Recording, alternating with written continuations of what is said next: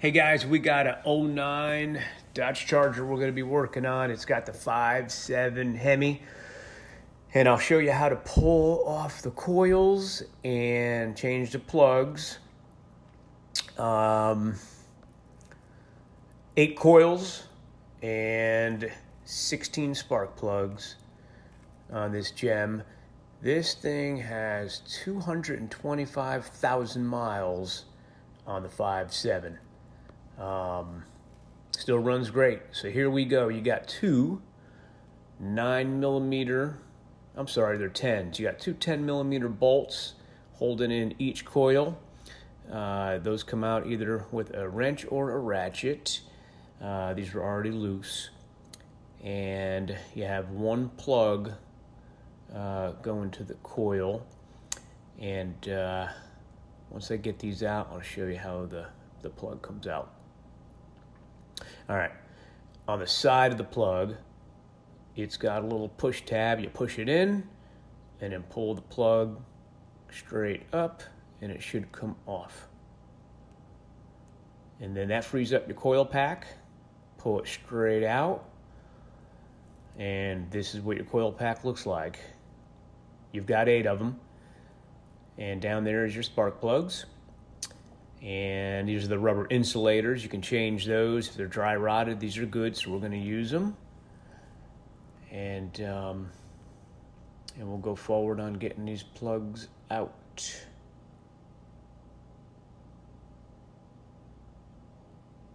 Okay, with the coil pack off, you're going to use a 5/8 socket, mid-size extension. 5/8 socket, also known as a 16mm. Once you got your coil pack off, you can send that down there. Make sure you're on that plug. Get your ratchet on there. And they're pretty long, so you're gonna crank them lefty-loosey, counterclockwise to remove them. And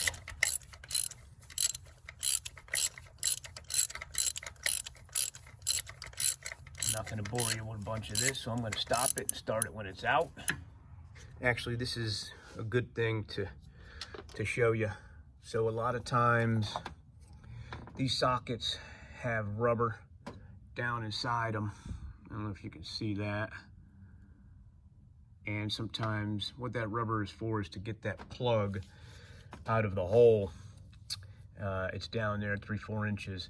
But the rubber inside these sockets sometimes wears out over the years and it won't grip it. So I've got a piece of fuel line here. It's rubber hose fuel line. And I'll send it down until I feel it on the tip of that plug. And once it's on the tip of that spark plug, yep, I don't have it. So I'll send it down and see if I can catch that spark plug. And if I can, it comes up like so. So one way to get it out, if the plug is not coming out with the socket, is use a piece of fuel line. Okay, so that plug is out and I'm gonna put a new plug in. Do your homework, but these from the parts store are supposed to be the factory replacement ones. And I've got it on my piece of fuel line here. One thing you want to do, because this is iron going into an aluminum headed motor, you want to get an anti-seize lubricant and just put it on the threads. Put a wad on the threads and then go ahead and take your fingers. Try to do this while I'm holding the phone. Take your fingers, spread it around, spin your plug like so. Yeah, and by the way, you got to gap your plug. You know, some of these plugs come pre-gapped. These were said to be pre-gapped and they weren't. This is your gapper. And what it's supposed to be, according to what I've read, is 0.044. And that's what I gap these guys at. So this is your standard gapper.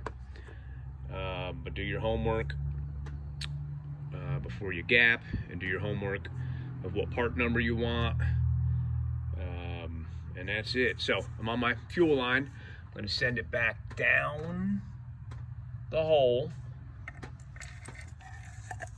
and then spin your fuel line to get some of the threads caught, and then you can tighten it up with your socket and ratchet.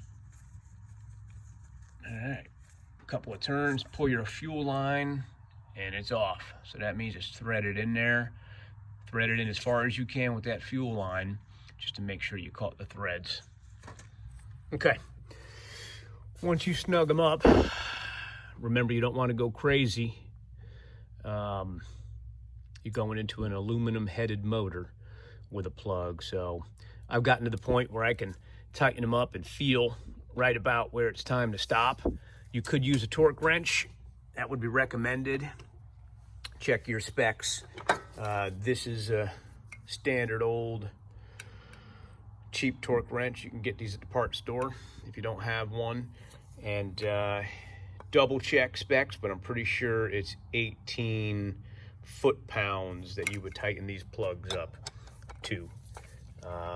So it acts as a ratchet, and then you would go ahead and grab it, and your meter is here, and as you put the pressure on it, you can see what it's at, and this is at 15, and the more you tighten it, the more you move it, the more you're going to get pressure on it, and then you'll see your specifications over here. So check your book if you want to do it that way. Like I said, I've gotten to the point where I just snug them up and give it an extra half a turn, and I kind of know where to be with on that. Okay, last step, putting your coil back in. Your new plugs are in. They're tightened up or torqued up, and you got your coil here. It's a good idea to always put some dielectric grease here into the rubber insulators. It looks like it is Vaseline, and it helps snap this down over the plug because it acts as a lubricant, but it also helps with conductivity. You take your coil, and you can see there's a little bit of dielectric grease in the end. Put it back over, and it's just going to slide down in the holes. Basically can only go one way. Push down on it, wiggle a little bit, and it'll stay in place. You can take your coil wire, hook her up till it snaps.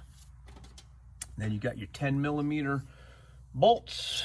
Throw your 10 mils back in there. Always start it with your fingers as far down as you can.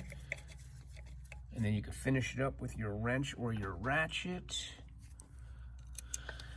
And you got to do this 16 times. These V8 5.7 Hemis have 16 spark plugs, 2 per cylinder. And that's it. Hopefully you enjoyed. Don't forget to subscribe, please. And I'll see you on the next one.